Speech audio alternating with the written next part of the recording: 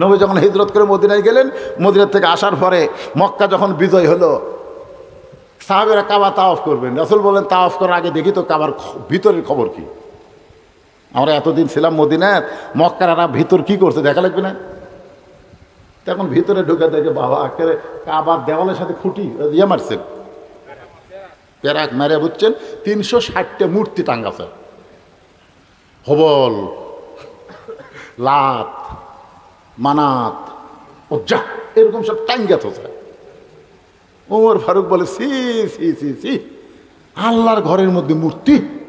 নবী বলতেছেন, তালহা আমার সবচাইতে নরম এবং সরম সাহাবীদের মধ্যে সবচাইতে সরম বেশি যে সাহাবীর, তার নাম হলো ওসমান গনি। তার নাম কি? দেখবেন খুতবাই, সানি খুতবাই ইমাম সাহেব বলে, হায়াউল ওসমান, শর্মিন্দা ওসমান, সুবহানাল্লাহ বলেন। সবচাইতে নরম, নরম মানুষের আবার সরম বেশি। সেই মানুষটা তোমার বিরুদ্ধে অভিযোগ করছে, 1 দিন না, 2 দিন না, 3 দিন, ফজরের সালাম ফিরাই তুমি বাড়ির দিকে দৌড় দাও। 1 দিন হলে বলে তোমার জরুরি, কিন্তু লাগাতার 3 দিন তোমাকে দেখছে। আমি নবীর অভিযোগ হলো, পরপর 3 বার তোমাকে ডাক দিলাম, প্রত্যেকবারই তুমি উত্তর দিলে, কিন্তু দরজায় এত পরে কেন খুললে? ওমর ফারুক বলে, ইয়া রাসূলুল্লাহ, আপনাদের 2টা অভিযোগের সাথে আমার একটা অভিযোগ হলো, তালহা একটা কচি মাসুম বাচ্চাকে রশি দিয়ে খুঁটির সঙ্গে বেঁধে রাখছে। সঙ্গে সঙ্গে নবী আমার দরজায় বসে বললেন, চোখের পানি নিয়ে বললেন, তালহা 1 নম্বর অভিযোগ হলো পরপর 3 দিন ফজরের সালাম ফেরাই তুমি বাড়ির দিকে দৌড় দাও। 2 নম্বর অভিযোগ হলো আমি নবী তোমাকে 3 বার ডাক দিলাম, প্রত্যেকবারই তুমি লব্বাইক বললাম, কিন্তু দরজা খুলতে এত দেরি কেন করলাম? ওমর ফারুক বলে, কচি মাসুম বাচ্চাকে রশি দিয়ে তুমি বেঁধে রাখছো। তালহা বলতে, হুজুর একে একে আপনাদের অভিযোগগুলো আমি খণ্ডন করতে চাই, জোরে কেন সুবহানাল্লাহ। হুজুর ওসমান গনি 3 দিন দেখছে, কিন্তু 3 দিন নয়, আরো অনেক দিন ধরে আমি এই আমল করতেছি। ওসমান গনির চোখে পড়ছে কয়দিন? কিন্তু 3 দিন নয়, অনেক দিন হলে এই আমলটা আমি করতেছি। আল্লাহ রাসূল বলেন, ফজরের সালাম ফিরে আমি কিছু আলোচনা করি, এই আলোচনা কি তোমার পছন্দ হয় না? তুমি কেন সালাম ফেরানোর সঙ্গে সঙ্গে বাড়ির দিকে দৌড় দাও? তাহলে বলে, রাসূলুল্লাহ, যে কাপড় পরে, যেই পোশাক পরে আমি দরজা খুললাম, এই একটা মাত্র কাপড় ছাড়া আমার বাড়িতে আর দ্বিতীয় কোনো কাপড় নাই, যে কাপড় পরে আল্লাহ রাসূলের সামনে দাঁড়ানো যায়। আল্লাহ রাসূলের সামনে দাঁড়ানোর কাপড় কিন্তু আলাদা। আপনি মনে করেন না যে আপনি একটা শার্ট গায়ে দিয়ে লুঙ্গি পরে আপনি মসজিদে গেলে আল্লাহ আপনার উপর খুশি হবে, এটা কখনোই মনে করেন না। লেবাস ও তাকওয়া, যে পোশাক পরলে আপনার ভিতরে তাকওয়া বেশি হয়। আপনি জানেন এমন একটা লুঙ্গি পরছেন, স্ট্যান্ডার্ড লুঙ্গি, 1 বছর গ্যারান্টি, কয় বছর, কিন্তু ফ্যান কারেন্ট গেলে যখন হঠাৎ সব ভেঙে যায়, তখন এই লুঙ্গি কিন্তু আবার গায়ের সাথে লাগা যায়, যায় কি যায় না? রুকুর থেকে যখন সেজদাত গেছেন, লুঙ্গির পিছনে পাত করে ফেটে গেল। আপনার গাঁয়ের যদি শার্ট থাকে, দ্বিতীয় কথা লোকেরা এই কথা কর না কেন, রুকুর থেকে সেজদাত গেছেন, লুঙ্গি ফেটে গেছে, গাঁও তাতে শার্ট। এখন এই 2 নম্বর কাতারের লোকেরা কি নামাজ আছে? খাওয়া পরিবর্তন হয়ে গেছে। আর যদি আপনার পাঞ্জাবি থাকে, এই কথা কর না কেন, যদি পাঞ্জাবি থাকে, ফাটা গেলেও দেখার কোনো বুদ্ধি নেই, শব্দ হবে, দেখা যাবে না। এখন কোন পোশাক করবে? হ্যাঁ, এমন একটা স্কিন ফ্যান করে নামাজ পড়ার গেছে। আমি তো গতবার দেখলাম ওই যে জার্সি গাউত দেয়া, আর্জেন্টিনার জার্সি গাউত দেয়া শালা নামাজ পড়ে গেছে। আমি বলে, খেরে বা তুই জার্সি খুলে যাবি না? হুজুর মেসিরে খুব মহব্বত হয়, পাগলা মেসিক মহব্বত করে আল্লাহর ঘরের মধ্যে ঢুকলু নবীর উম্মত হবার পারবে না। মহব্বত করতে হলে হাসান হোসেনকে মহব্বত করা লাগবে। জোরে কোন কথা ঠিক কি না? সাইদুস শাবাবে আহলেল জান্নাহ হাসান হোসাইন, জান্নাতি যুবকদের সর্দার হবে হাসান হোসাইন। তো হাসান হোসেনকে মহব্বত না করে মেসি নেইমারকে মহব্বত করো। লেবাস ও তাকওয়া এমন একটা পোশাক, যেই পোশাক পরে আল্লাহ নবীর সামনে দাঁড়ানো যায়, ইয়া রাসূলুল্লাহ, এই একটি মাত্র কাপড় ছাড়া আমার বাড়িতে দ্বিতীয় কোনো কাপড় নাই যে কাপড় পরে আল্লাহ নবীর সামনে দাঁড়ানো যায়। ওগো আল্লাহর নবী, আমি ফজরের নামাজ আদায় করার পরে যদি দেরি করি তাহলে আমার বউটার ফজরের নামাজ কাজা হবে। আমি মাটির একটা গর্ত করেছি, এই গর্তের ভিতরে আমার বউটাকে নামাই দেওয়া যেমন তেমন কাপড় আমার বউয়ের পরনে, যেই কাপড়টা ছিল আমার বিবির পরনে, ওই কাপড় পরে নামাজ হবে না। কি হবে না? কাপড় পরে নামাজ হবে না।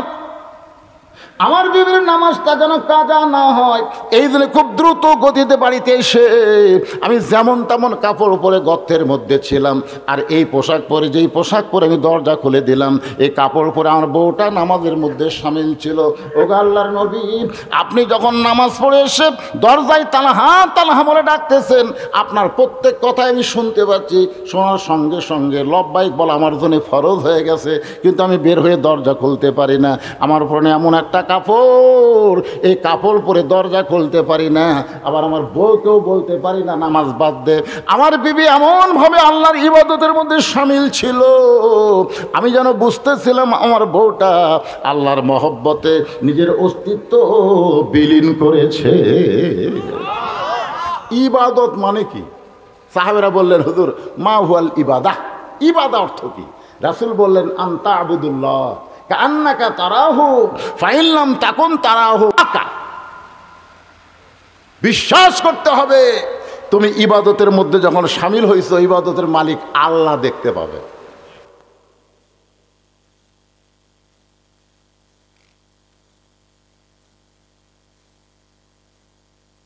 আল্লাহ দেখা দেবে।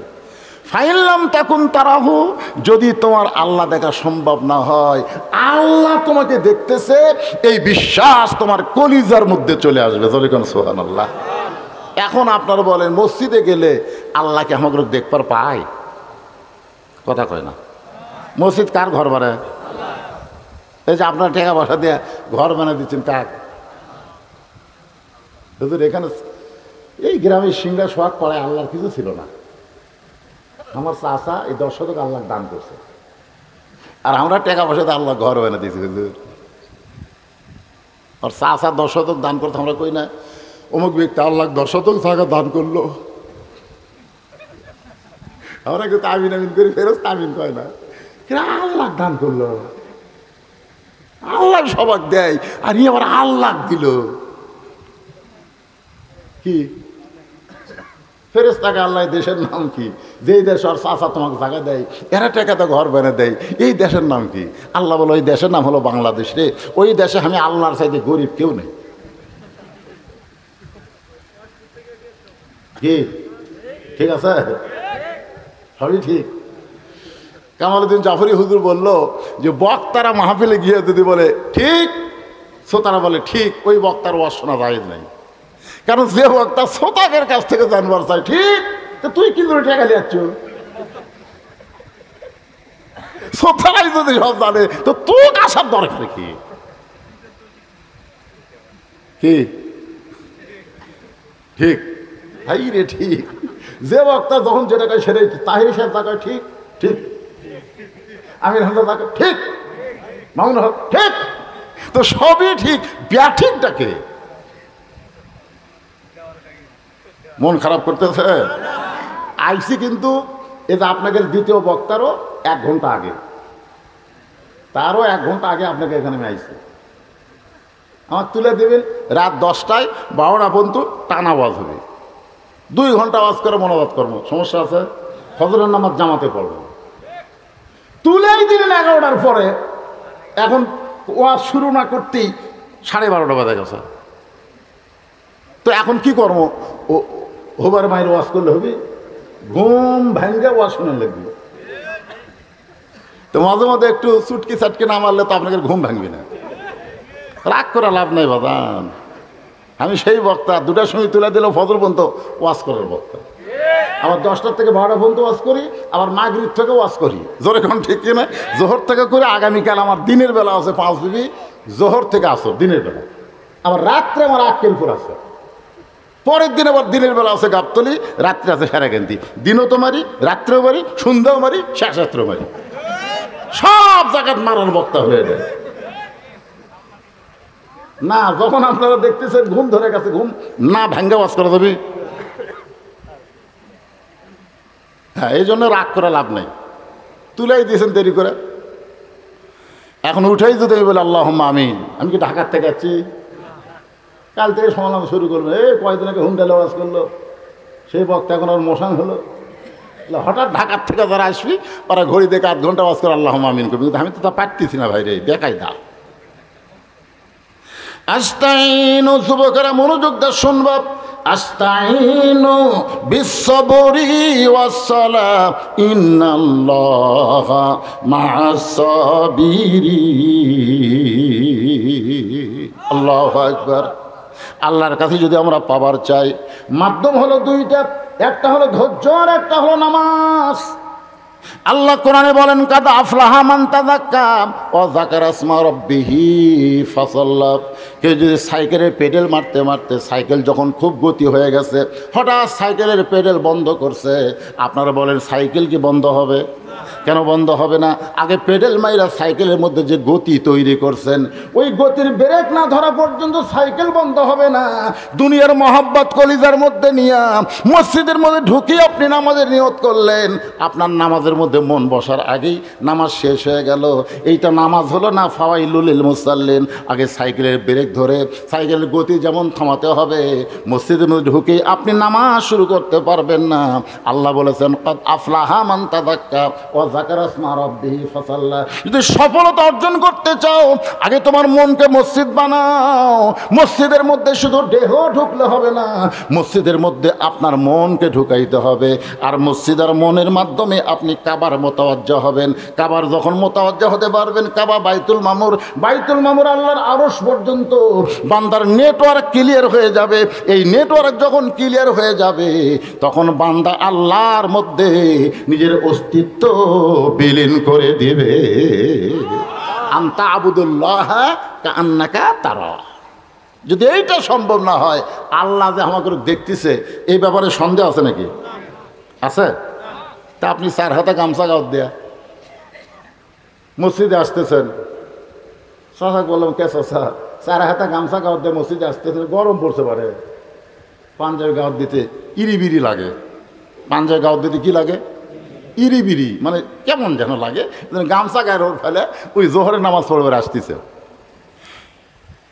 আমি বললাম, চাচা তাহলে গামছা গাওয়াত দেয়, তো ফতুয়া দে, তুই ফতুয়া দিয়ে নামাজ হবি না দে। এই জন্যই তো সরকার তোর দেয়া পার না রে। আমি গামছা গাওয়াত দিলাম, তোর বাজলো কোন জায়গা? আচ্ছা, আমি কি বাজার কথা বলছি? আমি বললাম, চাচা এই গামছা গাওয়াত দিয়ে আপনি জামাইয়ের বাড়ি যাওয়ার পারবেন? আমার চাচা বলতেছে, তুই কি মনে করিস আমার পাঞ্জাবি নাই? এই বছরই 5টা পাঞ্জাবি আমি বানাছি আর 5টা জামাইরা দিছে। 10টা পাঞ্জাবি এই বছরে। এতগুলো পাঞ্জাবি থাকতে কেউ গামছা গাওয়াত দিয়ে জামাইয়ের বাড়ি যায়? আমি বললাম, চাচা জামাইয়ের বাড়ির গামছা গাওয়াত দিয়ে যাওয়ার পারবেন না, জামাই দেখবে, আপনার শরম লাগে। তার আল্লাহর ঘরের মধ্যে আপনি গামছা গাওয়াত দিয়ে ঢুকতেছেন, আল্লাহ দেখবি না? তখন মানে আমি আল্লাহ দেখবে ভাই। রাতের বেলা ভোট মারে, দিনের যা কয় আমি একলাই 100টা মারছি। ভাই কি ভাব মারলু রে? দরজা জানলা বন্ধ করে মারছি, কেউ দেখেনি। আল্লাহ দেখবার পায়? কতক্ষণ পায়? তোমার 2 কান্দে 2 মোহরি লেখিতেছেন ডায়েরি, দলিল দেখে রায় দিবে, টাকা পয়সার নাই কারবার। সবাই বলেন, আছেন আমার মুক্তার, আছেন আমার ব্যারিস্টার, শেষ বিচারের হাইকোর্টেতে তিনি আমায় করবেন পার। আমি পাপী, তিনি জামিনদার, মনের ঘরে তালা দিয়া। এই যুবকেরা মন বোঝো, এখন আমার গান বাজাইছে, একজন মানুষ হইয়া তুমি কয়জনকে বিলাও মন, মুখে তোমার ভালোবাসা অন্তর কয়লার মতন। এখনকার দেখিস পুচ্ছি পুচ্ছি বাচ্চারা গান গেছে ভাইরাল। দেহ থাকবে মসজিদে, মন থাকবে ব্যবসায়, মন থাকবে বাড়িতে। একজন মানুষ হয়ে কয় জায়গাত রাখো মন? হ্যাঁ, হবি নামাজ হবি? হাদিস আছে বিস্তারিত, হুজুরি কলব ব্যতীত করছেন কালো নামাজ তোর হবে না। তবে কেন গাও জুয়ারি, মানুষকে দেখাও নামাজ পড়ি, ও তোমার সিদ্ধ বীজে সুফসল ফলবে না। আজও কেন আল্লাহর নামাজ ধরতে পারলা না? তালহা বলে, রাসূলুল্লাহ, আমার বউটা নামাজের মধ্যে যখন শামিল, আপনি আমাকে তালহা তালহা বলে ডাকতেছেন, আমি শুনতে পাই, কিন্তু এমন একটা কাপড় আমার পরনে, আমি দরজা খুলতে বড় শরম পাই। নামাজ শেষ হওয়ার পরে আমার বউকে হেঁচকা টান দিয়া গর্তের মধ্যে নামাই দিছি, আর বইয়ের পরনের কাপড়টা আমি পরে আপনার জন্য দরজা খুলেছি, এই কারণেই দরজা খুলতে আমার দেরি হয়ে যায়। ওসমান গনি দৌড়ে গিয়ে বলে, তালহা, তালহা রে, আমি না বুঝে নবীর কাছে তোমার ব্যাপারে অভিযোগ করছি। ভাই, তুমি যে এইরকম বিপদে, এইরকম পরিবেশে, এইরকম আওয়াজের মধ্যে থাকার পরেও আল্লাহর নামাজ বাদ দেও না, তাও আর ফজর নামাজ জামাতে আদায় করো। সুবহানাল্লাহ কর না কেন? এই জন্য রাসূল বলেছে 5 ওয়াক্ত নামাজের ব্যাপারে তাও একটু, কিন্তু ফজর আর এশার ব্যাপারে কোনো ছাড়ছুন নাই। কি, আমি নবী এশার নামাজ পড়ে যায় বউলিয়া ঘুম পাড়ি, আর তুমি সারা রাত কি কাম করছো? নামাজ পড়ছো, কোরআন শরীফ পড়ছো, তওবা তাসির করে চোখ দুইটা রক্তের মতো লাল করে দিছো। এই নতুন ইসলাম তুমি কোথায় পেলে? আমি নবী বইয়ের গলা ধরে শুয়ে থাকি, আর তোমার বউ, আমার বউ একসময় করলো, কে গো নামাজ তো এসার পড়ে রেখে আবার এসে কি শুরু করলে, আসো আমার কাছে। তখন বল, না, যদি মরে যাই।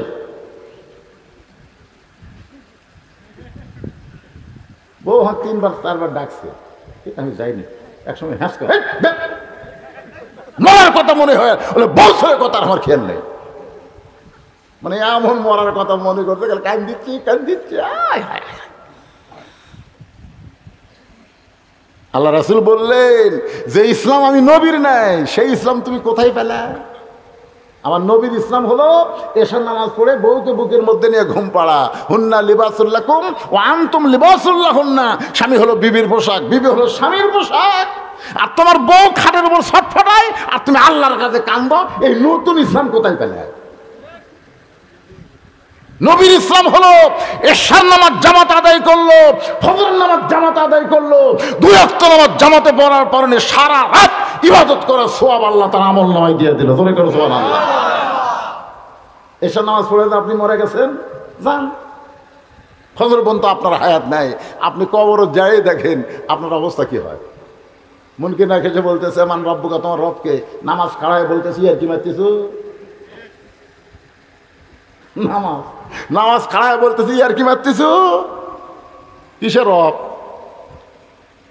কেরে নামাজে মসজিদের জাতি বলে আলহামদুলিল্লাহ রাব্বিল আলামিন সূরা ফাতিহা শুরু করে, রুকুর জায়গায় সুবহান রাব্বিল আযীম, সিজদার জায়গায় সুবহান রাব্বিল আলা, এতবার রব রব করে দুনিয়া থেকে কেবল এসে কবর ছুটলো, ভাক্কা শুরু করছো।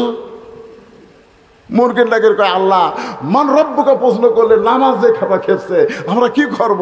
আল্লাহ কয়, দরকার নাই, যাই নামাজ যে কবরত গেছে ও রব হয়ে গেছে। জোরে কোন সুবহানাল্লাহ। তা আপনি এশার নামাজ জামাতে পড়ছেন, ফজর আগে মরে গেছেন, আপনি সারা রাত ঘুম জাগে কান্দার কে কথা? হ্যাঁ, আপনি ঘুম জাগতে পারেন, ঘুম জাগার কথা আল্লাহ বলেছেন, অমিনাল লাইলি ফাতাহাজ্জাদ বিহি নাফিলাতাল্লাহ। রাতের এমন একটা অংশ আছে যে অংশ আল্লাহ নেটওয়ার্ক ক্লিয়ার করে দেয়, যে সময় আর কেউ মোবাইল করে না, ওই সময় কিন্তু নেটওয়ার্কের ঝামেলা নেই। ধরে কোন ঠিক করে দেখবেন মাঝে মধ্যে সরকার ফ্রি দিছিল না, রাত 12টার পরে ফ্রি টক টাইম ফ্রি, একেবারে আপনি খালি করতে থাকেন, টাকা লাগবে না। ওই সময় আমি কল করে দিয়ে কলই ঢোকে না, মানে এত কল বুঝলেন নেটওয়ার্কের ক্লিয়ার, খালি ঘুরতে করতেছে। আমি 5-6 বার খন্ড একজনের কাছে খালি কই, দুঃখিত সংযোগ দেওয়া যাচ্ছে না। তো ফিরে দিয়ে লাভ কি, সংযোগে ঢুকতেছে না। তো 5 ওয়াক্তর সময় নেটওয়ার্ক ক্লিয়ার নাই, মানে কে চাপা আছে। 5 ওয়াক্ত মানে অনেকে পড়ে, জোরে কোন কথা ঠিক কেন? তাহাজ্জুদ সবাই ঘুমায় আছে, আল্লাহ ঘুমায়নি, আর আল্লাহওয়ালারা চেতন পাশে। জোরে কোন সুবহানাল্লাহ। ওই সময় আপনি যা বলবেন, হাদিস শরীফ আছে আল্লাহ আবার নিচের দিকে চলে আসে, যেটি আসছিল সেটা আবার নিচের দিকে আসে, আচ্ছা বলে কি চাও বান্দা, সবাই ঘুমিয়ে গেছে, তুমি কি চাও, তুমি কি চাও, দুনিয়া চাও না আখিরাত চাও, বাদশাহী চাও না ফকিরি চাও, ঈমান চাও না জীবন চাও, তুমি কি চাও? বান্দা যদি চালাক হয়ে যায় তাহলে বলে আল্লাহ আমি কিছুই চাই না, আমি শুধু তোমাকে চাই। খুব চালাক বান্দা, তোমাকে চাই আল্লাহ। সেজদার থেকে মাথা তুলতে আল্লাহ কয় যতই সেজদা কর তুই জাহান্নামী, তুই যতই নামাজ পড়ার সেজদা কর তোর ঠিকানা জাহান্নাম। চালাক বলতেছে আলহামদুলিল্লাহ আলহামদুলিল্লাহ আলহামদুলিল্লাহ। আল্লাহ কয় কেরে পাগলা কি করলাম, জাহান্নাম রে। তো বলতেছে দেখ অসুবিধা কি, তুমি কি মনে করছো আমি জাহান্নামত একলা যাবো? তা আল্লাহকে তোর সাথে জাহান্নামত খেয়ে যাবি, যার সেজদাত আছে তাকলিয়ে যাবো, যার প্রেম আমার কলিজার, যাক ছাড়া আমি কিছুই বুঝি না, সবাই ঘুম পড়ে আমি চেতন পাই, আমি তাক ছাড়া। তুমি কি মনে করছো আমি একলা? আল্লাহ বলে আমাকে যদি জাহান্নামত যাস, জাহান্নাম তো জান্নাত হয়ে যাবি। এটা জানি তো, ওর জাতির পিতা আগুনের চুলার মধ্যে তখন পড়লো, তখন তুমি কুটি তাই কুটি। তুমি কি জন্য বললা কুলনায়া নারু কুনি বারদাও ওয়া সালামান আলা ইব্রাহিম? আমি জানি না তুমি ইব্রাহিমের সাথে আছো, আগুন খালি ইব্রাহিমকে লাগবে না তোমাকে লাগবে। এই যে তো আগুনকে বললা শান্তিদায়ক হয়ে যায়, ইব্রাহিমের জন্য কছো না তোমার জন্য কছো? আল্লাহ কয় পাগলা রে, যে আমার জন্য পাগল আমি আল্লাহ তার জন্য পাগল। জোরে কোন সুবহানাল্লাহ। আর এই পাগলামি শুরু হয় তাহাজ্জুদের মাধ্যমে। জোরে কোন কিসের মাধ্যমে? এই জন্য তাহাজ্জুদকে নামাজ বলা হয় না, তাহাজ্জুদ হলো মহাব্বত। ওসমান গনি বলে ভাইজান তোমার এমন অবস্থা আমি জানতাম না। পরপর 3 দিন দেখেছি নবীর কাছে অভিযোগ করেছি। রাসূল বলে ওসমান তুমি অভিযোগ না করলে আমি তালহা পর্যন্ত আসতাম না, আর তালহা পর্যন্ত যদি না আসতাম তাহলে এই বিষয় তো আমরা জানতে পারতাম না। ওমর ফারুক বলে রাসূলুল্লাহ 2টা অভিযোগের উত্তর হয়ে গেছে। কি জন্য তালহা ফজরের সালাম ফেরা বাড়ির দিকে দৌড়ায়, আর 3 বার তালহা তালহা বলে ডাকার পরে তালহা দরজা খুলতে কেন দেরি করলো? এই 2টার অভিযোগের উত্তর হয়ে গেল। কিন্তু আমি তো অভিযোগ করলাম একটা মাসুম বাচ্চাকে তালহা রশি দিয়ে খুঁটির সঙ্গে বেঁধে রাখছে, এইটার ব্যাপারে কিছু বলবেন না? রাসূল বলে তালহা রে, শিশু বাচ্চাদের স্নেহ করা, বড়দেরকে সম্মান করা, আর সমবয়স্কে মহব্বত করা, এই 3টাই হলো নবীর সুন্নাত। ছোট বাচ্চারা যদি মসজিদে যায়, আপনাদের মসজিদে ছোট বাচ্চারা যায় না? দুষ্টামি করলে যেন খবর দেয়, একটা করে যদি ঝাঁকির তাড়া মারেন আপনি কবিরা গুনাহ হবে। জানেন নবী সেজদাত গেছে, হাসান হোসাইন পিঠের উপর লাফ দিয়ে চড়তে পারে, এ যাতা কথা মনে করছে। প্রথম সেজদা 3 বার সুবহানাল আলা, দ্বিতীয় সেজদাত যায় প্রত্যেকটা সাহাবীরা 100 বার সুবহানাল আলা সুবহানাল আলা সুবহানাল আলা। 2-1 সাহাবী মাথা তুলবার চাচ্ছে কি হলো? কিন্তু কোরআন শরীফ বলতেছে মাতা কুমার রাসূল ফাখুযুহু, নবী যেটা করবি সেটাই করা লাগবে। নবী সেজদা তোলেনি, তারা তুলিস না। যাই হোক সেজদা উঠলো, 2য় রাকাত ঠিক আছে, 3য় রাকাত ঠিক আছে, 4th রাকাত ঠিক আছে। নবী সালাম ফেরানোর পরে ওমর ফারুক বলে হুজুর প্রথম রাকাতে 2য় সেজদা এত লম্বা কেন? আল্লাহ রাসূল বললেন 3 বার সুবহানাল্লাহ আলা বলার পরে আমি সেজদা তুলবার চাইছিলাম, কিন্তু ওই 2 পবিত্র আয়সা আমার পিঠের উপরে এমন বসলো ওঠে না, আমি নামাবার চাই। আল্লাহ কয় নামানো চলবি না, যতক্ষণ আপনার পিঠে বসে থাকবে আপনি সেজদার মধ্যেই থাকবেন। ছোট বাচ্চাদের এমন স্নেহের কথা আল্লাহ বলেছে, তোর এখন সুবহানাল্লাহ। কাঁধের উপর চললো নামান যাবে না। আর মসজিদের মধ্যে এসে আপনি সেজদার সামনে কি জীবনে মসজিদে আসবি? ছোট বাচ্চা এমন ভয় খাওয়া খাবি, মসজিদে তো মুসল্লি নেই, মসজিদ তো টাকা দাও, আর যাবি না। আমরা মক্কা মদিনা দেখছি ভাই, মক্কা মদিনা যে দেখছি ছোট বাচ্চারা বল লেগেছে, বল খেলতে একজনের বল মারিতে আমার সেটি লেগেছে। আমার বাংলাদেশের একজন আমার ওটি আসছিল, দৌড়ে দেয়, তুই জানিস কে? তুই ওলা বোঝে কোন দেশের ছোট বাচ্চা আরবি কি আর কিছুই বোঝে না। আমি নামাজ শেষ করে বলে, এই পাগলা, তখন ঝাঁকি মারলে তুই ডাকাত হবো? নবীর সুন্নত হলো ছোট বাচ্চাদের আদর করা। সুবহানাল্লাহ, সুবহানাল্লাহ, সুবহানাল্লাহ। ছোট বাচ্চাদেরকে স্নেহ করতে হবে, বয়স্কদের সম্মান করা লাগবে, আর সমবয়সীদেরকে বন্ধু বানান লাগবে। তুমি বন্ধু নামাজ পড়ো, তোমার বন্ধু পড়ে না। একজন নামাজ পড়ে আর একজন বেনামাজি, দুইজন একসাথে বসে চা খায়। এরকম আছে না? না, দরকার আছে। সমবয়স্ককে মহব্বত দিয়ে তাকে আপনার সাইজ করা লাগবে। প্রতিদিন আপনি বলেছেন চলো বন্ধু নামাজে যাই, ওই কয় তুই নামাজ পড়েও তাকে না পড়েও তাই, তুই নামাজ পড়ে হার সাথে ভালো হচ্ছিস। তাহলে কিভাবে নামাজ আনা যায়? কিভাবে? ডাইরেক্ট বলে যখন হচ্ছে না, তখন আপনাকে হেকমত নেওয়া লাগবে। আসরের ফরজ কয়টায়? আসরের নামাজ কয়টায়? 5টায়। আসরের নামাজ কয়টায় হয়? 5টায় হয়। আপনি 4টায় ধরেন, 4টায় যে হাত ধরে বলছেন চলো ভাই যাই, ওই তো এমনি খেপে আছে আপনার উপর, নামাজ পড়বি না কেন? 5টার সময় আসরের নামাজ তুই এখনই হাত ধরলো, তার মানে নামাজের জন্য না ভাই। আজকে তোমাকে চা খেলাম, চলো চা খাওয়ার দেয়, বলে পেঁজি দাও, নিমকি দাও, লাড্ডু দাও। বলে এত কেন ভাই? বলে তোকে আজকে 50 টাকা খেলামো, নিয়ত করছি 50-এ 40 টাকা খাওয়া হতি। আসরে আজান দিছে। হ্যাঁ, আসরে আজান দিলে বলতেছেন ভাইজান নিয়ত করছিলাম 50 টাকা খেলাম রে, কিন্তু এই শালা মুয়াজ্জিনের হুঁশ জ্ঞান নেই, 10টা টাকা খাওয়া হলে আজান দে। তুই তো টাইম ছাড়া বোঝো না, মারা দিছে আজান। ভাই 10 টাকার খিলান গেল না, তুই খালি বসে থাক, আমি নামাজ 4 রাকাত পড়ে আসাই, আবার 10 টাকা। এই বলে নামাজি যখন মসজিদে যাচ্ছে, বেনামাজি খপ করে হাত ধরে বলতেছে একলা যাবা, আমার কবা না? বলে আর আগে তো বহুদিন কইছি, তুমি যে গরম হয়েছে। আরে পাগলা, আগে খালি খালি কছো, আজকে আমার পাশে 40 টাকা খরচ করছে, আরো 10 টাকা করবে। কইয়া দেখো, তুমি কি মনে করছো মানুষ না? তুমি কি মনে করছো আমার বিবেকত কুত্তে পেশাব করছে? এতদিন খালি খালি আমাদের কথা কছো, বলতেই খারাপ লাগছে, শুনতেই খারাপ। আজকে 40 টাকা যে খিলেছে, আল্লাহর জন্য না হোক, তোমার জন্য কি আমি একক তো নামাজ পড়তে পারবো না? মনে মনে কে আল্লাহ রে, চা খেলে না মহব্বতে মনে হয় কাজ হবি। সুবহানাল্লাহ। ভাইজান এতদিন নামাজের কথা বললি, তুমি যেই গরম, আজকে কিন্তু তোমাকে ওযু করা লাগবে। বলে তুমি যদি গোসল করবার আমি রাজি আছি, অসুবিধা নেই। ওযু করার পরে বলে ভাইজান আল্লাহর ঘরে ঢুকতে গেলে নিজের ইচ্ছা মতো ঢোকা চলবে না, ডান পায়ে ঢুকতে হবে। শুধু ডান পায়ে ঢুকলে হবে না, জবান খুলে একটা দোয়া পড়া লাগবে। দোয়া পড়ার পরে মসজিদের বারান্দায় আল্লাহওয়ালা বান্দা এক দৌড়ে সামনে যায়।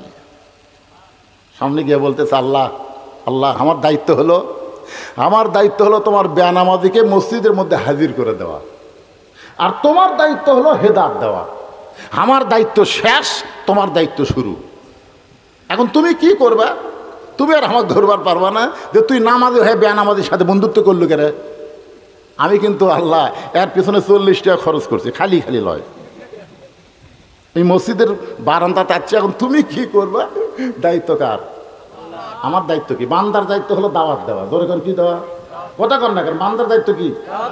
দাওয়াত দেওয়া। আর আল্লাহর দায়িত্ব হলো হেদায়েত দেওয়া। আমার দায়িত্ব শেষ, তোমার দায়িত্ব শুরু। জাগা মতো মারছে। ধরে কোন কি মতো? আসরের নামাজ শেষ করার পরে সব মুসল্লি বাড়ায়, উনি আর বাড়ায় না।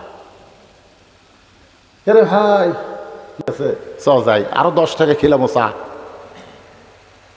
বেনামাজি কান্দের বলে ভাইজান নামাজের মধ্যে এত শান্তি আগে কোনোদিন বুঝি নাই। নামাজের কথা শুনলেই কানে খারাপ লাগতো ভাই, কিন্তু আজকে নামাজের মধ্যে ঢুকে দেখি নামাজের মতো শান্তি আর কোথাও না। যারা 5 ওয়াক্ত নামাজ ধরেছেন, আমি তাদের বলবো একদিন আপনারা এশার নামাজ না পড়ে বিছনায় যাবেন। একদিন ভালো লাগবে, মানে যতক্ষণ নামাজ আদায় না করবেন ততক্ষণ আপনি ঘুমাবার পারবেন না। কারণ এমন একটা পরিস্থিতি হবে আপনি নামাজ ছাড়তে চাইলেও নামাজ আপনাকে ছাড়বে না। জোরে কোন কথা ঠিক কিনা? এই জন্যে নামাজ সম্পর্কে বলা হয়েছে আসসালাতু মিরাজুল মুমিনিন, নামাজ হচ্ছে মুমিনদের মেরাজ। নামাজ বান্দাকে আল্লাহর কাছে পৌঁছে দেয়। জোরে কর সুবহানাল্লাহ। ওয়াসজুদ ওয়াক্তারিব, ওয়াসজুদ ওয়াক্তারিব, সিজদা আল্লাহর নিকটে বান্দাকে পৌঁছে দেয়। অনেকে বলে না বান্দা আল্লাহর নৈকট্য হাসিল করে। নৈকট্য মানে কি? আর আল্লাহর নিকটে বান্দা পৌঁছে যায় সিজদার মাধ্যমে। আর যে ইবাদতের মধ্যে সিজদা থাকে ওই ইবাদতের নাম কি? আরো জোরে কোন। সেই নামাজের মধ্যে ধৈর্য লাগবে, ধৈর্যের নামাজ। এইটা বোঝানোর জন্য বলতেছে, একটু মনোযোগ দিবেন। রাসূল বলে, তালহা তোমার কসি মাসুম বাচ্চাকে তুমি রশি দিয়া খুঁটির সঙ্গে বেঁধে রাখছো বাবা, তোমার বাচ্চার প্রতি কি তোমার মায়া নাই? আমি নবীর কথা কি তোমার মনে নাই? ছোট বাচ্চাদের স্নেহ করা লাগবে। তালহা কান্দেন, বলে রাসূলুল্লাহ আমার বান্দাকে আমি, আমার বাচ্চাকে, আমার সন্তানকে আমি অত্যন্ত ভালোবাসি। সুবহানাল্লাহ না কেন? ওমর ফারুক বলে, তালহা পাগলামি শুরু করছে। তুমি সন্তানকে রশি দিয়ে খুঁটির সঙ্গে হাত পাও বান্ধে থুছে গরু ছাগলের মতন, এরপরেও তুমি বলতেছো আমার সন্তানকে আমি অত্যন্ত ভালোবাসি। আল্লাহ রাসূল বলে, ওমর তুমি কথা বন্ধ করো, তুমি কথা বন্ধ করো, দেখি তালহা তার সন্তানকে ভালোবাসে, এটা তার প্রমাণ কি? তালহা বলতে, যদি সন্তানকে ভালোবাসা একটা হলো জান্নাতের জন্যে আর একটা হলো দুনিয়ার জন্যে। প্রকৃত বাবা হলো তারাই যারা সন্তানকে জান্নাতের জন্য ভালোবাসে, সন্তানকে জান্নাতের মধ্যে ঢুকাতে চায়, জান্নাতি করতে চায়। এই শিক্ষায়, এই আমল দিয়ে যারা সন্তানকে গড়ায় তারা হলো সন্তানের প্রকৃত বাপ। জোরে কোন কথা ঠিক কিনা? আর নকল বাপ কারা? সন্তানের দুনিয়ার সুখ চায়। আমার সন্তানের 10 বিঘা ধানি জমি হলেই, মাথা গোজার মতন একটা ছাদ ঢালাই বাড়ি হলেই, টিন শেড বাড়ি, বড় বড় পাথর পরে ভেঙে দেবিলে, ব্যাংকে খালি 20টা লাখ টাকা থাকলে আর আমার সন্তানের টেনশন নাই। চা খায়ের কয়, আমার এক সন্তান আমেরিকাতে, ভাই কি গরম যাইতে আসে, কয় ভাই আমার তরফ থেকে 1 কাপ খা ভাই, আমেরিকাতে তোর বেটা। আর একজন মুখ বন্ধ করে আছে। আমি কে ভাই মুখ বন্ধ কে? বলে ওই আমেরিকার বাপে শুনতেছি, শালা ফাটা বেটাকে আমেরিকার পেটাতে গরম মাথা। আমার বেটা সৌদি আরব আছে, আমি একবারও করছি না। ওই জানে আমেরিকার মুসলমান গেলেও বেঈমান হতে পারে, আর সৌদি আরবে বেনামাজি গেলে নামাজি হতে পারে। জোরে কোন কথা ঠিক কিনা? তুমি প্রকৃত বাপ তখনই হবা যখন তোমার সন্তান সৌদি আরবে থাকবে, আমেরিকা তোমার বেটা থাকে, লন্ডনে তোমার বেটা থাকে, তুমি ভেজাল বাপ। ভেজাল বাপ। গ্রামে হাফিজে মাদ্রাসা আছে, প্রাইমারি আছে, ওই বাচ্চা প্রাইমারি ভর্তি করতে কহেন বাপ, তুই ভেজাল বাপ। ধরে এখন কি বাপ? তুই বাচ্চার হাতে আগডম বাগডম ঘোরাডম সাজে ঢাকঢোল ঢাকর বাজে এই মিথ্যা শিক্ষার ব্যাগ তুলে দিছিস, তুই ভেজাল। আসল বাপ হলো জালিকাল কিতাবুল রাইবা হুদাল লিল মুত্তাকিন, সত্য শিক্ষার কোরআন যে সন্তান হাতে তুলে দিয়েছে, যেই কিতাব ধরতে গেলে লা ইয়ামুসসুহু ইল্লাল মুতাহহারুন, যতক্ষণ পবিত্র না হওয়া ততক্ষণ পর্যন্ত আল্লাহর কিতাব ধরা যাবে না। এই সত্য শিক্ষা, পবিত্র শিক্ষা যে সন্তানকে বাবা যে সন্তানকে দিল সেটা হলো আসল বাপ। সন্তানকে ফটকা দেয় না, ঈদের দিনে ফজরের নামাজ জামাতে নিয়ে যায়। জোরে কোন কথা, কথা কন না গায়। 7 বছরের 6 বছরের বাচ্চাকে বাবা মসজিদে নিয়ে গেছে, আর কতগুলো বাপ শালা ফজরের নামাজে নিয়ে যায়নি, ঈদের মাঠত নিয়ে গেছে। চাপাত খালি জুতে দেবে, আছে না নাই? অনেক লোক ঈদুল ফিতরের ঈদগাহের ময়দানে ঈদের নামাজ পড়লো, খুঁজলে দেখেন ওই শয়তান ফজরের নামাজ পড়েনি। খুঁজলে দেখেন, তুমি বেটা ফজরের নামাজ না পড়ে ঈদের মাঠে গিয়ে নামাজ পড়তেছো, তোমার মতন বড় গাদ্দার, বড় জালেম বাংলার জমিন আর নাই। জোরে কোন কথা ঠিক কিনা? সবচাইতে বড় জালেম ফজরের সময় ঘুম পাড়ছে, ঈদের মাঠে নামাজ পড়ে গেছে। আর কতকগুলা রোজাই রাখেনি। আর যারা মোশান ভাই ওই হুজুরের সাথে মোলাকাত করে 500 টাকা দেয়, হুজুর 500 টাকা দেয়, আল্লাহ জান্নাত দিও। শালা একটা বছর রোজা করেনি, হুজুরের হাতে 500 টাকা দিলি জান্নাত। মন খারাপ করতেছেন? নিজের চোখে দেখা জিনিস ভাই যান। আপনার সন্তানকে ফজরের নামাজে নিয়ে যান। আপনি আসল বাপ আর ভেজাল বাপ। তালহা বলতেছে, রাসূল আল্লাহ আমি আমার সন্তানকে এত ভালোবাসি, এই ভালোবাসার কারণ রশি দিয়া আমার সন্তানকে খুঁটির সঙ্গে বেঁধে রাখছি, কারণ আমি চাই আমার সন্তানকে আল্লাহ জান্নাত দে। রাসূল বলে, তালহা, রশিদে মাসুম বাচ্চাকে বেঁধে রাখা জান্নাত পাওয়া কেমনে বলো? তালহা বলে, হুজুর, এই যে আমার বাড়ির দরজার সামনে একটা খেজুর গাছ দেখতেছেন, এই খেজুরগুলো পাক ধরেছে, এখন রাতের বাতাসে ওই গাছের পাকা খেজুরগুলো টপ টপ করে গাছের গোড়ায় পড়ে যায়। এই গাছের মালিক হলো একজন ইহুদি। এই গাছের মালিককে ইহুদি, কিন্তু আমার দরজা এই পাকা খেজুরগুলো পড়িছে, আমার বাচ্চার পেটে ক্ষুধা। এখন ক্ষুধার জ্বালায় ঘুম থেকে উঠে ইহুদির গাছের যদি খেজুর খাই, আমি এদিকে ফজরের নামাজ পড়তেছি, আমার ছেলে ইহুদির গাছের খেজুর খাচ্ছে। আমি একজন মুসলমান, আমার সন্তান ইহুদির গাছের খেজুর খাবে, ওই মরে যাক, কিন্তু ইহুদির গাছের খেজুর খাবে, এটা আমি সহ্য করতে পারি না। আমার সন্তান আমার সামনে কোকা কোলা খাবে, আমার সন্তান আমার সামনে স্পিরিট খায়, টাইগার খায়, 7 আপ খায়। আপনিও কিনা দিচ্ছেন, আপনি জানেন এগুলা সব ইহুদির পণ্য। এগুলা খাওয়া মানে মুসলমানের রক্ত খাওয়া। মুসলমানের কি খাওয়া? ইসরায়েলি পণ্য নেওয়া মানে মুসলমানকে গুলি করা। ওরা পানি বিক্রি করে যেই টাকা পায়, সমস্ত টাকা মুসলমানকে গুলি করার জন্য ব্যবহার করতেছে। তোর কোন কথা ঠিক কি? আপনার সামনে আপনার ছেলে কোকা কোলা খাচ্ছে, আপনি কারে লিভার পারছেন? এই শয়তান, এটা খাওয়া চলবি না বলছেন? যে দোকানে চলতেছে, দোকানে কইছেন এই এটা ইসরায়েলি পণ্য, এটা কিনাও চলবে না, বেচাও চলবে না, এটা বেচাও হারাম, খাওয়া হারাম। মান তাশাব্বা বিকওমিন ফাহুয়া মিনহুম, যে যাকে মহব্বত করবে, যে যাকে সহযোগিতা করবে, তার সঙ্গে আল্লাহ তার হাসর নাসর করবে। তোর কথা ঠিক কি? 400 বছরের পুরাতন বাবরি মসজিদ ভাঙ্গা এই শালারা নাম মন্দির বানালো। যে ভারতে মন্দির বানানোর জায়গা নেই, এজোর এখন জায়গা আছে না নাই? তো অন্য ফাঁকা জায়গাত মন্দির না বানায়া মসজিদ ভাঙ্গা মন্দির বানায় প্রমাণ করে দিল। আর যাই হোক, হিন্দুরা মুসলমানকে সহ্য করতে পারে না। জোরে কোন কথা ঠিক না? সেই ভারতের স্টার জলসা জি বাংলা মুসলমানের ঘরের মধ্যে চলতে দেওয়া যাবে? যে বউ জি বাংলা স্টার জলসা দেখবে, তাকে বুঝাই দিবেন বাবরি মসজিদ ভাঙ্গার কথা বলে। এরপরেও যদি স্টার জলসা জি বাংলা দেখবার চায়, দরকার হলে বউ পরিবর্তন করবেন, কিন্তু ভারতের চ্যানেল বাংলার মুসলমানের ঘরে চলতে দেওয়া যাবে? আর কথা কয় না। হ্যাঁ, কি হলো? জ্বলতিছে? আমি বাংলাদেশের বহু পুরুষকে বলছি, কেমন স্টার জলসা জি বাংলা কেমন? ওরা বলে হুজুরটা মেয়েকের চ্যানেল, হুজুর আমরা কোনোদিন দেখি না। মানে এমনভাবে নাটক সেট করছে, একটা মরদ মানুষকে ভালো লাগবে না। মরদ মানুষ যদি দেখবারও চাই, 2-4 মিনিট দেখে দেখা যাবে। যদি কোনো পুরুষ মানুষ দেখে, বুঝবেন ওই পুরুষ না, ওই গোপনে হিজড়া হয়ে গেছে। ধরে এখন কি আছে, ভারতের চ্যানেল কোনো মরদ মানুষ দেখে না, যদি কেউ দেখে বুঝবেন হিজড়া। ওটা মেয়ে মানুষের জন্য বানানো হয়েছে। শাশুড়ি বেটার বউয়ের সাথে কীভাবে গন্ডগোল হবি, দেওয়ার সাথে ভাবি কি করে প্রেম করবি, এইগুলা বিষয় নিয়ে, আর মাঝে মধ্যে সিঁদুর দিয়া লট ফালিশ করে, ঠোঁট পালিশ, লাক পালিশ সব করে একেবারে মুসলমানের ঘরের মধ্যে হিন্দুকের পূজার মধ্যে লোলো করে বাজবি। ভারতের কোনো কিছু মুসলমানেরা গ্রহণ করবে না, কারণ ওরা বাবরি মসজিদ ভাঙছে। মসজিদ গোড়া কি করবেন?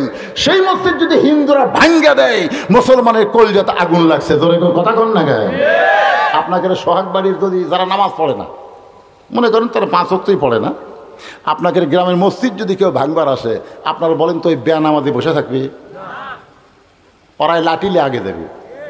নামাজ নয় না পড়ি হুজুর, কিন্তু মসজিদ আল্লাহর ঘর, আমরা বেঁচে থাকতে মসজিদকেও হাত দিবি জীবন থাকতে। তার মানে বোঝা গেল আমাদের বাংলার ছেলেরা বেনামাজি হলেও মসজিদকে নিজের জীবনের চাইতেও বেশি ভালোবাসে। ধরে ধরে কথা ঠিক না? আর সেই মসজিদ ভাঙ্গা ওরা রাম মন্দির বানাছে, আর সেই ভারতকে আমরা কলিজার মধ্যে রাখবো? কথা কন না কেন? ভারতকে বয়কট ঘোষণা করতে হবে। ধরে কোন ঠিক? আল্লাহর বান্দার একটু মনোযোগ দেন। তালহা বলতেছে, রাসূল আল্লাহ, আমি সন্তানকে ঘরের মধ্যে রাখা যেতে পারি না, যদি ঘুম থেকে চেতন পায়া ইহুদির গাছের খুরমা খেজুর খাই। আমি কি করলাম? আমার সন্তানকে আমি কোলে নিলাম, আমার সন্তানকে আমি কোলে নিলাম, কোলে নিয়ে আমি রওনা দিলাম যে আমি আমার সন্তানকে কাছে রাইখে আমি নামাজ পড়ব। কিন্তু রাস্তার মাঝখানে যাইতে আমার মন বলতেছে তোর সন্তান ছোট মানুষ, এই তো নামাজের গুরুত্ব বুঝবি না, যদি নামাজ শুরু করে দিলে ও যদি নামাজের ক্ষতি করে।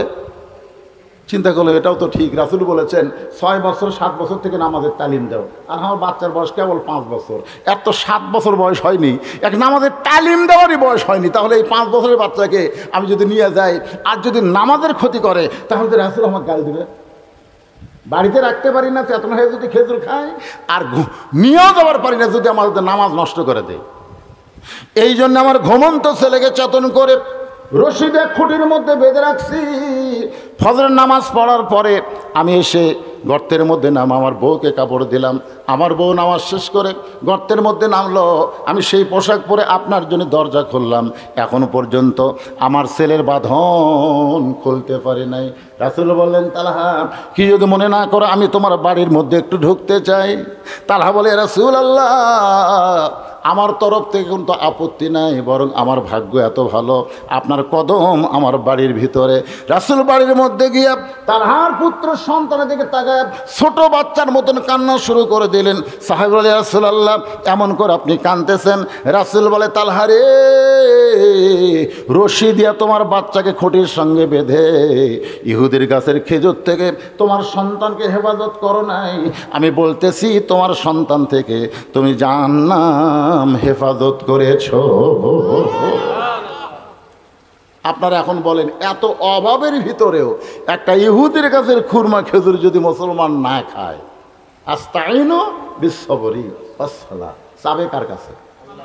বরকত দেওয়ার মালিককে। বর্তমানে আমরা তো আল্লাহ বাদ দিয়ে অন্য কারোর কাছে হাত পাতানো শিখছি, যার কারণে টাকা থাকলেও বরকত নেই। আছে যেরকম আছে, চাইতে হবে কার মাধ্যমে? ধৈর্য আর নামাজ। মসজিদ কিসের জন্যে? এ ভাই মসজিদ কিসের জন্যে? কারা কারা ঈশার নামাজ পড়েন নাই এখানে যারা বসে আছেন, কারা কারা ঈশার নামাজ পড়েন নাই হাত তোলেন, এ কথা আমি বলবো না। হাত তোলেন এ কথা আমি বলবো না, কিন্তু কারা কারা ফজরের নামাজ পড়বেন না তারা একটা হাত তোলেন তো, যে হুজুর আপনি যতই ওয়াজ করেন আমরা ফজর নামাজ পড়বো না। এরকম কেউ আছেন? কে রে ভাই, কেউ আছেন যে ফজর নামাজ পড়বেন না? আছেন? আচ্ছা কারা কারা ফজর পড়বেন দুই হাত তোলা, আল্লাহকে একটু দেখান তো দেখি। লিল্লাহে তাকবীর, হাত নামান। এটা হলো মসজিদ উন্নয়নের সবচাইতে বড় কালেকশন। কি মনে করছেন? বস্তা সিমেন্ট তোলা মডেল মসজিদ বানাতে মুসল্লি নেই। আমি যে আসল নামাজ পড়বো গোটা মসজিদ টাইলস ধুলে, লোক দেখে গোটাল ধুলে। মসজিদকে বললাম কে রে ভাই ঝাড় দেন না, কি জন্যে? কি জন্যে? আজান দিয়ে আকামত দিয়ে কেউ আসে না, খামাকা ঝাড় দিয়ে কী করবো? আপনি দেখেন আমার জায়গা ঠিক আছে কিনা। আমি তাকাই দিকে সামান্য পরিষ্কার, গামছার দুই বাড়ি বাড়ি হুজুর ধুলে উড়ে যায়, এই জায়গার নামাজ পড়ি। আজকে আপনি আসবেন আমি জানি, তাই বললাম কে রে ভাই তারা নামাজ পড়ে না? পড়ে হুজুর। পড়বি না কেন? নামাজের দিন পড়ে হুজুর, নামাজের দিন পড়ে। তোমাকে দিকে নামাজের দিন কবে? শুক্রবার দিন। তা আপনারা কি মনে করছেন শুক্রবারের জন্য এই মসজিদ বানাচ্ছেন? এই পুরাতন মসজিদ কি শুক্রবারের জন্য? তাহলে মসজিদের বড় কালেকশন হলো ফজর নামাজ সবাই পড়বেন। মুসল্লি যদি কালেকশন হয় মসজিদের কোনো অভাব থাকবে না। জোরে কোন কথা ঠিক কিনা? কথা কোন ঠিক কিনা? কাবা ঘরের মধ্যে মূর্তি ঢুকছে কখন? নবী যখন হিজরত করে মদিনায় গেলেন, মদিনা থেকে আসার পরে মক্কা যখন বিজয় হলো, সাহাবেরা কাবা তাওয়াফ করবেন। রাসূল বলেন তাওয়াফ করার আগে দেখি তো কাবার ভিতরের খবর কি। আমরা এতদিন ছিলাম মদিনায়, মক্কার আর ভিতর কি করছে দেখা লাগবে না? তখন ভিতরে ঢুকে দেখে বাবা একেবারে কাবার দেওয়ালের সাথে খুঁটি ইয়ে মারছে, প্যারাক মেরে বুঝছেন 360টা মূর্তি টাঙ্গাছে। হবল, লাত, মানাত, উজ্জা, এরকম সব টাঙ্গাত হচ্ছে। ওমর ফারুক বলে সি সি সি সি, আল্লাহর ঘরের মধ্যে মূর্তি কে ঢুকালো? আচ্ছা আবু জেহেল যখন লাত নিয়ে ঢুকতেছে লাত মানাত হজ্জা হুবল এই মূর্তিগুলো নিয়ে যখন ঢুকতেছে আল্লাহ ফেরেশতাকে বলতেছে কাবার দরজা খাড়ায় থাক, মূর্তি নিয়ে যেই যাবি মারবো চল, এত জোর চল মারবো উনি যখন ঘুরতে ঘুরতে পড়ে যায়। মনে করেন আবু সুফিয়ান আগে ঢুকতেছে, এক চল মারছে, উনি দৌড় মারছে। আবু জেলকে কে ভাই মূর্তি ফেলেতে দৌড় দিল কে? আন্দারা চল মারতেছে পারে, দেখা যাচ্ছে না কে মারতেছে। আপনার মতো চর খাওয়ার পরে আবু জেল ঢুকবি, জরখানা ঢুকবি, 10,000 জাতি চর, কে মারতেছে দেখা যাচ্ছে না। আল্লাহর কাবা ঘর রক্ষার জন্য আল্লাহ যদি ফেরেশতাকে দরজাত না থুয়ে ওরকম যদি ভিতরে মূর্তি মারার মতন সুযোগ দেয়, তাহলে বাংলাদেশের মসজিদের আশেপাশে যদি মুসল্লি না থাকে তাহলে মসজিদের কি হবে ভাই? এইবার দেখলাম এক মসজিদে একেবারে ব্যানার ট্যানার টাঙ্গে হবে, একেবারে ব্যানার ট্যানার টাঙ্গে মিটিং করতেছে, দুই ধারে দুই ছবি, ওপরে নেতার ছবি মসজিদের মধ্যে। হায় রে সোনার সানেরা, কি বুঝতে পারলেন? হুজুর ভালো করে দোয়া করবেন। হুজুর হুজুর চিন্তা করতেছে দোয়া যদি না করি, আবার মুসল্লিরা বেশিরভাগই বিএনপি, বুঝলেন? আপনি কি করে নেতা কথা দোয়া যদি না করেন আপনি কিন্তু মডেল মসজিদ। রব্বানা আতিনা ফিদ দুনিয়া হাসিনা ওয়া ফিল আখিরাতি হাসানা ওয়া কিনা আযাবান্নার। রব্বানা আতিনা ফিদ দুনিয়া হাসিনা, মানে হাসিনা দখল দুনিয়া চলে গেছে, ওয়া ফিল আখিরাতি হাসানা, আল্লাহ আখিরাত ভালো দিও। আল্লাহ কয় দুনিয়া হাসিনা দিয়ে আমার কাছে আখিরাত লিব। বুঝতে পারছেন? বুঝলে বুঝ পাতা, না বুঝলে তেজ পাতা। এর বেশি খোলাখুলি করে বুঝান যাবি না। এটা পলকের এলাকা, ধরে কোন কথা ঠিক কিনা? আমার ভাইস্তা পলক আলেমদের অত্যন্ত সম্মান করে। যতদিন আমার সঙ্গে দেখা হয়েছে আমার পলক ভাতিজা খালি আমার সাথে দেখা করেনি। 5,000, 3,000, 3,000-এর নিচে দেয়নি, 5,000, 10,000 দিয়ে। যতদিন দেখা যতবার ততবারে হাতের টেকা দিয়েছে। আমি যখন প্রথম বিলদহর ওয়াজ করি সেই বছর পলক ডানাচ্ছে, বুঝলেন? আমি ওয়াজ করে আসতেছি, মিস করছে, গাড়ি মিস করছে, ওই যাচ্ছে, আমি ওয়াজ শেষ করে আসতেছি, বুধবার পারছে রে বুঝ রশিদ ভাই, ওই থামে শুধু দোয়া করো। কে বাবা তুই? আমি এমপি ডানাচ্ছি। আমি বড় হয়ে একটা মায়েরই হোক, কে রে পুচকা তোর দাড়ি মতো ঠিক মতো ওঠেনি, তুই এমপি হবো। সোহানাল এত ভক্তি, সরাসরি আমার কদম বসি করে চাচা চাচা বলে ওই যে ভক্তি শুরু করলে এখনো সেই ভক্তি আছে। আলেমদের ভক্তি করার কারণে তইজ্জমান তাসা, সম্মান দেওয়ার মালিককে। আরো ধরে বলেন, যত জায়গায় ভোট কি হোক জানি না, আপনাকে সিংড়াই পলকের একটা আলাদা একটা লোক আছে, ধরে কোন কথা ঠিক কিনা? কারণ কি? আলেমদের ভালোবাসে। ঈদের আগে সমস্ত ইমামদেরকে, আলেমদেরকে তিনি সম্মান দিলেন। বাংলাদেশে অনেক নেতারা আলেমদেরকে তারা জালেম মনে করে, আর এই নেতা আলেমদেরকে সম্মান দেয়। এই জন্য আমার ভাইস্তার এলাকায় খুব একটা ডাইরেক্ট বলা যাবে না, যা বললেন বুঝলে বুঝ পাতা, না বুঝলে তেজপাতা। আচ্ছা আপনারা বলেন, মসজিদের কালেকশন কি শেষ? মুসল্লি কালেকশন তো শেষ কালেকশন। তারপরেও কেউ যদি কেউ থাকেন এমন ব্যক্তি যে হুজুর এখনো দান করি নাই, আল্লাহর ঘরে দান করে আমরা জান্নাতে একটা ঘর কিনবার চাই। আল্লাহ রাসূল বলেছেন যে আল্লাহকে ঘর বানায় দিবে, আল্লাহ থেকে জান্নাতে একটা ঘর বানায় দিয়ে মসজিদ বানানো হলো মসজিদ আল্লাহর ঘর। এই মসজিদের যা কিছু লাগবে এই সোহাগ বাড়ি যারা এখানে আছেন আপনারাই দিবেন।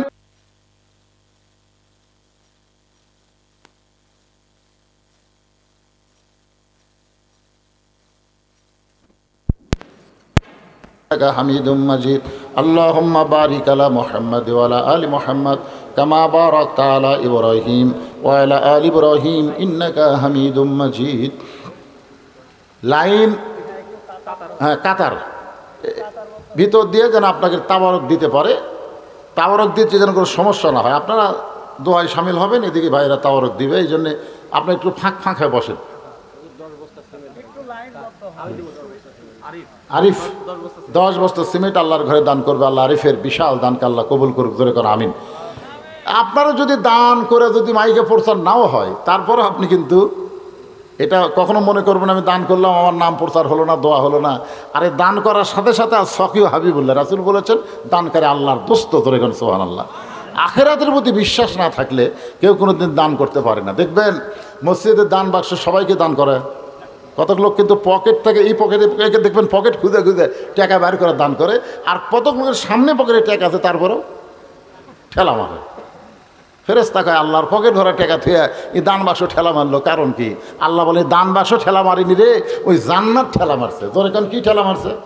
তো দান টাকার বাক্স থাকার পরেও, আবার থাকার পরেও যখন আল্লাহর ঘরে দান করেন না, বুঝবেন আপনি জান্নাতকে ঠেলা মারছেন।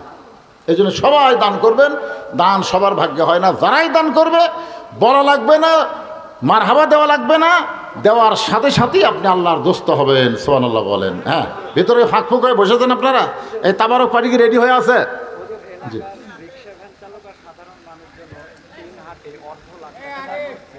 মাশাআল্লাহ। এলাকার রিক্সা চালক এবং সাধারণ মানুষ 3 হাটে প্রায় 1.5 লাখ টাকা দান করেছে। আল্লাহ তাদের বিশাল দানকে কবুল করুক। ধরে কেন আমিন।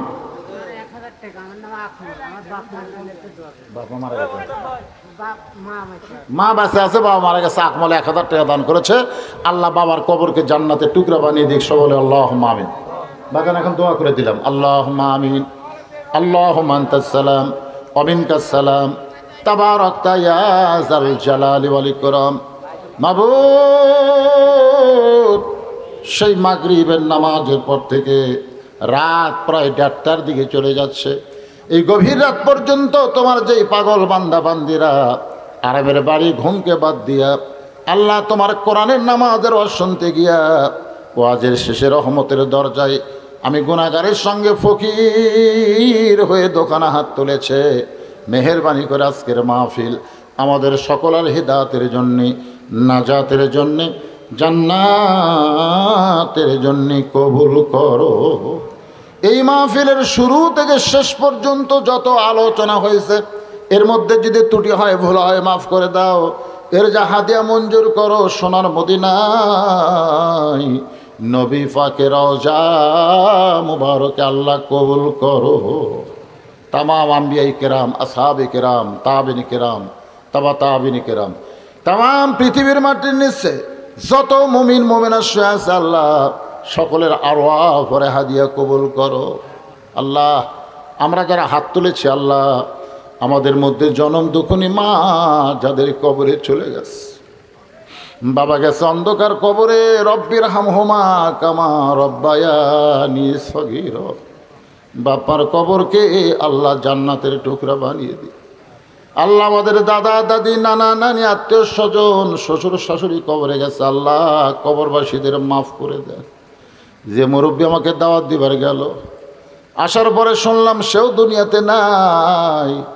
সোহাগ বাড়ির গোরস্থানে যত মুর্দা শুয়ে আছে আল্লাহ সকলের কবরকে জান্নাতের টুকরা বানিয়ে দেয়।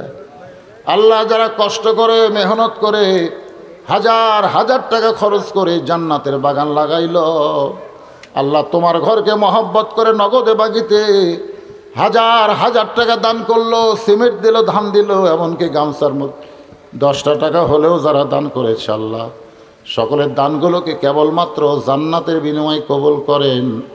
আমার মা বোনদেরকে কবুল করেন। আমার মায়েরা অনেক টাকা দান করছে, বিশেষ করে একজন মা একটা ব্যাংক ভরা টাকা আল্লাহ তোমার ঘরে দান করলো। আল্লাহ আল্লাহ মায়েদেরকে কবুল করো। আবিদা সালিহা পদ্মানিসি ফাতেমার চরিত্র দান করো। আমি অসুস্থ, আমার মতো যারা অসুস্থ হাত তুলেছে আল্লাহ সুস্থতার নিয়ামত দান করে দাও। আজকের মাহফিলের সভাপতি, আজকের মাহফিলের প্রধান অতিথি, আজকের মাহফিলের বিশেষ অতিথিবৃন্দ আল্লাহ সকলকেই কবুল করেন। আজকের মসজিদ কমিটির সভাপতি, মসজিদ কমিটির সহসভাপতি, সেক্রেটারি, কেশিয়ার, সদস্য, মসজিদের ইমাম, মুয়াজ্জিন, খতিব, মুসল্লি সকলকে কবুল করো। আল্লাহ কে কোন নিয়তে হাত তুলেছে আল্লাহ সকলের নেক নিয়ত নেক আশা কবুল করো। ফিলিস্তিন মুসলমানকে আল্লাহ হেফাজত করো। আল্লাহ যারা দুনিয়া থেকে বিদায় নিয়েছে শাহাদতের মর্যাদা দান করো। হাসপাতালে আহত অবস্থায় যারা আছে আল্লাহ তাদের সুস্থতার ব্যবস্থা করো। আল্লাহ মুসলমানকে তুমি হেফাজত না করলে মুসলমানকে আপনি হেফাজত হবে। আল্লাহ গোটা বিশ্বের মুসলমান বাংলাদেশের প্রতি খাস রহমত করো। আল্লাহ খাস করে সিংড়া উপজেলার এই সোহাগবাড়ি এলাকার উপরে রহমত বরকতের দরজা খুলে দাও। আসমানের বেলা আসমানে নাও, জমিনের বেলা জমিনে ডাবায় দাও। মাঠে ময়দানে ফসলগুলো আছে আল্লাহ রহমত বরকতে হেফাজত করো। সুবহান রাব্বিকা রব্বিল ইজ্জাতি আম্মা ইয়াসিফুন ওয়া সালামুন আলাল মুরসালিন আলহামদুলিল্লাহি রাব্বিল আলামিন।